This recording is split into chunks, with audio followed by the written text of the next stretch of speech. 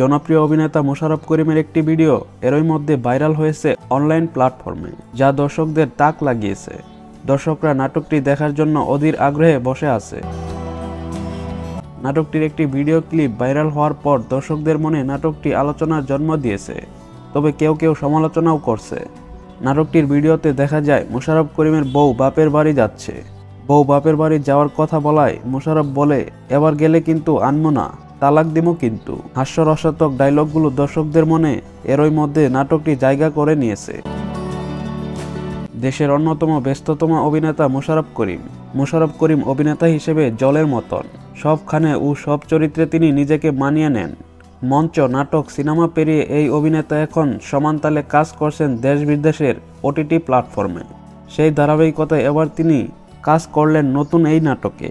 নাটকটির নাম হচ্ছে সব দোষ হোসেন আলীর। জুয়েল এলেনের রচনায়, সকাল আহমেদের পরিচালনায় সব দোষ হোসেন আলীর নাটকটি প্রচার হবে আসছে ঈদ উপলক্ষে RTVর পর্দায়। নাটকটিতে মোশাররফ করিম এবং তানিয়া বৃষ্টি জুটি বেঁধে অভিনয় করেছেন। গ্রামীণ লোকেশনে নাটকটি নির্মাণ করা হয়েছে। অনেকেই নাটকটিকে বাস্তবের সাথে মিলিয়ে নাটকটি নিয়ে সমালোচনা করছেন, কিন্তু তাদের মনে রাখা উচিত নাটক সিনেমা নির্মাণ করা হয় শুধুমাত্র বিনোদনের উদ্দেশ্যে।